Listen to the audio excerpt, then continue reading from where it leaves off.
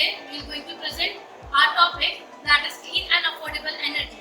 That is one of the basic goals provided by 17 sustainable UN goals. On that goal, we are going to provide a solution. We are having two solutions. First of all is water turbines and second is noise pollution. With the help of those noise, we will convert the noise into an energy. This is one of the best way through which that noise pollution can be exist from our country. Without harming the nature, we can also convert electricity. Like first of all, our topic is water turbines. We will put the water turbines near the water river banks. हम इसमें क्या करेंगे, turbines लगाई जाएंगी नदी के किनारे, जिससे कि जो प्रेशर होगा पानी का वो टर्बाइंस को हिट करेगा. जैसे ही वो टर्बाइंस को हिट करेगा वो धीरे धीरे घूमना स्टार्ट होगा और जितने ज्यादा फ्लो पानी का होगा वो उतने ज्यादा घूमेगा. जितना ज्यादा वो घूमेगा उससे इलेक्ट्रिसिटी पावर जनरेट होगी, उसे हम इलेक्ट्रिक में कन्वर्ट करेंगे, जिससे कि हम विदाउट नेचर को हम करें हम इलेक्ट्रिसिटी प्रोड्यूस कर सकते हैं. और सेकंड है हमारा नॉइस पॉल्यूशन. जो नॉइस जो हाईवेज पे होती है, जो नॉर्मली सड़कों पे होती है, वो हम हाईवेज पे इक्विपमेंट्स यूज करेंगे, जिसे हम लगाए जाएंगे, जिससे कि जो साउंड होती है हाईवेज पे वो कैच करेगा. उस साउंड को एब्जॉर्ब करने के बाद वो साउंड उस नॉइस को साउंड में करेगा, साउंड उसमें इलेक्ट्रिक एनर्जी में प्रोड्यूस करेगा. प्रोड्यूस होने के बाद वो जो लाइट्स हाईवे पे होती है लाइट्स वो काम आएगी. इससे क्या होगा, हमारी जो रिन्यूएबल एनर्जी है वो हम यूज करते रहेंगे for a lifetime. As an investor मेरे को लग रहा है आप लोग सोचोगे कि हम इन्वेस्ट क्यों करें. इसके बहुत सारे रीजन हैं.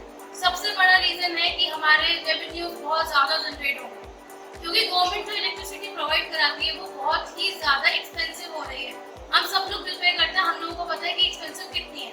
बट अगर हम उस एनर्जी को, रिन्यूएबल एनर्जी को यूज करेंगे तो ऑब्वियस हमारा बिल भी कम आएगा, रेवेन्यू जनरेट होगी. और अगर आप हमारे प्रोजेक्ट में इन्वेस्ट करते हो, हमारे टूल्स और इक्विपमेंट्स को गैदर करने में हमारी हेल्प करते हो, तो आपको लाइफ लॉन्ग रिजल्ट मिलेगा. और जैसे कि इलेक्ट्रिसिटी प्रोड्यूस होती है कोल से, कोल नेचर को हार्म करता है. हम कोल को यूज ही नहीं करेंगे, बस नेचुरल रिसोर्सेज से ही सबको इलेक्ट्रिसिटी प्रोवाइड करेंगे. यही हमारा प्रोजेक्ट का बेसिक गोल है कि हम जो 17 सस्टेनेबल ग्रोथ में से हमने जो एक गोल लिया है, क्लीन एंड अफोर्डेबल एनर्जी, हम उसको बहुत अच्छे से यूज करें. Thank you.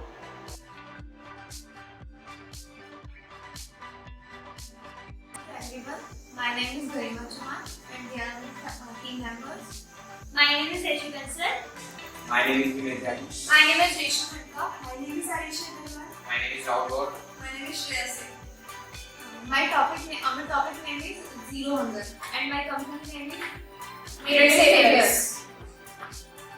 In this we have a company named Merit Savior. In this we have a delivery boy which was appointed by the slum area so that he can solve the problem of the slum area. So this delivery boy go to the restaurant, pick up the food from restaurant and then send to the delivered to the house. Then if the food is मतलब बच जाता है food घर में, तो फिर उसके बाद उसको हम लोग वेस्ट ना होने की वजह से हम लोगों ने ये सोचा था कि डिलीवरी बॉय आएगा, यहाँ से खरीदेगा बचा हुआ खाना, वो स्लम एरियाज में बांटेगा.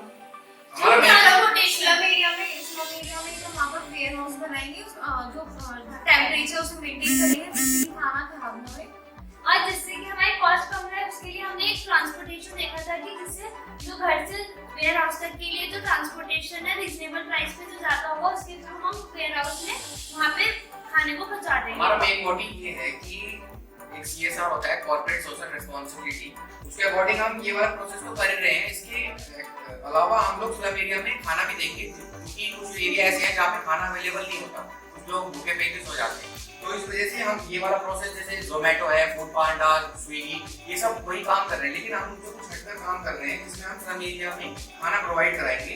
तो हमारा जो डिलीवरी बॉय है वो जब होम पे डिलीवरी करेगा, तो जो उस होम पे जो कैंडिडेट है उसका जो बचा हुआ खाना होगा वो इस डिलीवरी बॉय को देगा.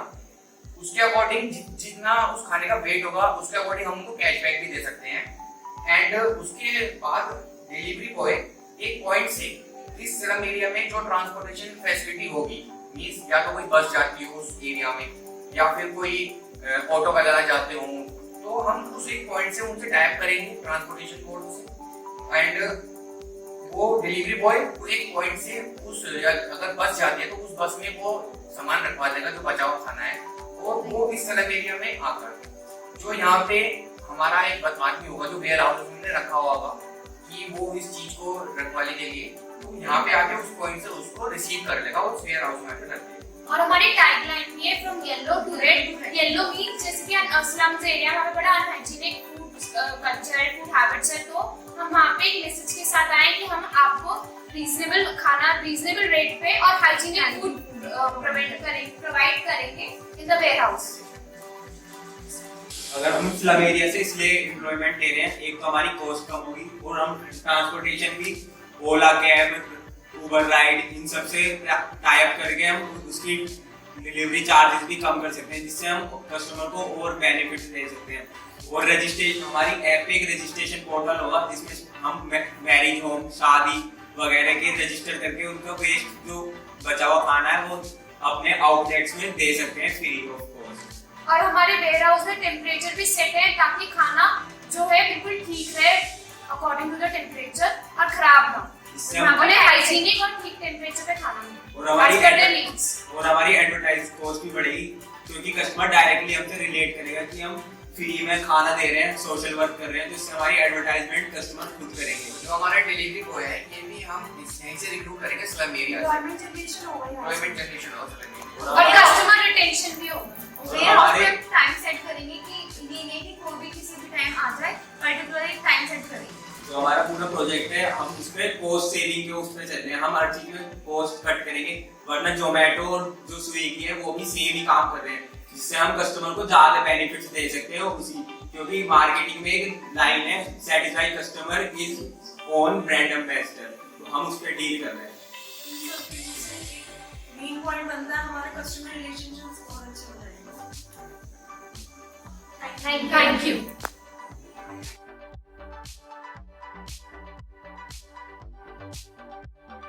This is our project and we are dealing with 17 simple problems. From that we took zero hunger, how to eliminate hunger. So from this we started a startup company. हम start करते हैं, हम 3 girls ने मिलकर अपने area में देखा कि हमारे एरिया में बहुत हुnger की काफ़ी इंक्रीमेंट हो रही है, तो हमने सोचा हम अपना योगदान दें किस तरह से कम कर सकते हैं। तब वहाँ पे हमने स्टार्ट किया कि अब हमने कुछ फूड सोचा कि हम स्लम्स के पास पहुँचाएंगे, वो हमने उन्हें ऑफर किया ताकि उनका हम ट्रस्ट जीत सकें। फिर उसके बाद हमने क्या किया, हमने अपने घर से स्टार्ट किया क्योंकि हम पे इतना कैपिटल नहीं था, तो हमने अपने घर में किचन गार्डन और टेरेस गार्डन के थ्रू हमने उसमें क्रॉप्स ग्रो किए और क्रॉप्स को ग्रो करने के बाद हमने फार्मर्स की हेल्प से उस क्रॉप्स को डिलीवर करा मेनली स्लम्स में। स्लम्स के लोगों को हमने कहा कि जैसे हमने उनको क्रॉप्स प्रोवाइड कराई, इस तरह से अगर वो हमारे लिए काम करेंगे तो हम उन्हें एम्प्लॉयमेंट प्रोवाइड कराएंगे, जिसके थ्रू उनको क्रॉप्स भी मिल जाएगा, हम उनके प्रॉब्लम्स भी कर सकते हैं और वहाँ पे एम्प्लॉयमेंट भी प्रोवाइड करा सकते हैं। ये अगर आप हमारी इस प्रोजेक्ट हो गया।